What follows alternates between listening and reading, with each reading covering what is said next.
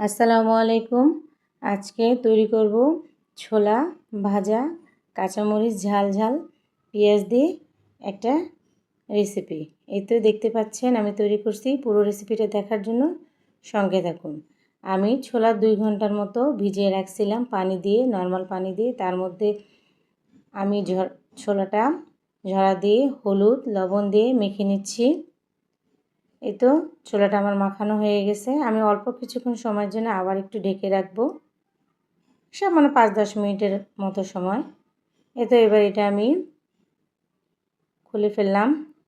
এবার চুলার মধ্যে আমি কড়াই বসাই দিয়েছি। আমি কিন্তু ছোলাটা বালু দিয়ে ভাজবো যেন নরম হয় খেতে, না হলে কিন্তু অনেক শক্ত হয়ে যায়। এই কারণে আমি ভিজিয়ে রাখছিলাম।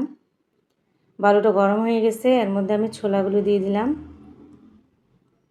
প্রথমে কিন্তু একটু সময় লাগবে, যেহেতু ছোলাটা ভিজে আছে, বালুটা গরম হয়ে গেছে। বালুটা কিন্তু অতিরিক্ত গরম করে দিবেন না, মোটামুটি ধরনের গরম করে দেবেন। আর চুলা জালটা মিডিয়াম লো হিটে রাখবেন।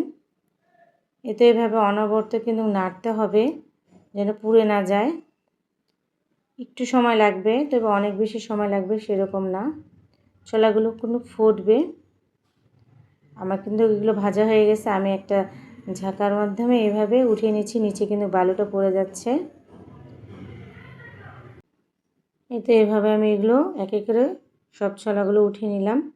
এবার কিন্তু মূল কাজ, একটা কাপড়ের সাহায্যে এই এরকম ঝাঁকার মধ্যে বালু আছে, বালুগুলো কিন্তু আপনারা আস্তে আস্তে করে ডলে ডলে সব উঠিয়ে ফেলবেন, তাহলে নিচ দিয়ে বালুটা পড়ে যাবে। এটা কিন্তু বেশ খানিকটা সময় লাগবে। একবারে আস্তে আস্তে করে পরিষ্কার করে নেবেন, যেহেতু ছোলাগুলো ফাটা আছে, ওর ভিতরে বালু চলে গেছে। অল্প অল্প করে এইভাবে সুন্দর করে পরিষ্কার করে নেবেন, একবারে পরিষ্কার হয়ে যাবে। তারপরে আমি ছোলাগুলো একটা পাত্রে নিয়ে নিলাম। এর মধ্যে আমি এবার কাঁচা পেঁয়াজ সুন্দর করে কিছু কুচায় নিছি। তার মধ্যে বেশ খানিকটা কাঁচা মরিচও দিয়ে দিছি।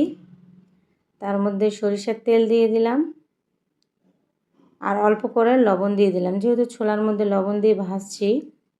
এবার এটা আমি মাখিয়ে নিব। ছোলাটা কিন্তু শক্ত হয়নি, নরম নরম হবে খেতে, একটু মোটামুটি ধরনের। এই জন্য অনেক বেশি মজা লাগবে। বেশি শক্ত হলে অবশ্য সবাই খেতে পারে না। এভাবে কিন্তু খাওয়া যায়। এত মজা রেসিপিটা একবার বাসায় আপনারা তৈরি করতে পারেন অল্প সময়ের মধ্যে। সব সময় তো মিষ্টি খাবার ভালো লাগে না, এটা ঝাল ঝাল খেতে যে কী দারুণ লাগে। এই তো রেডি হয়ে গেছে।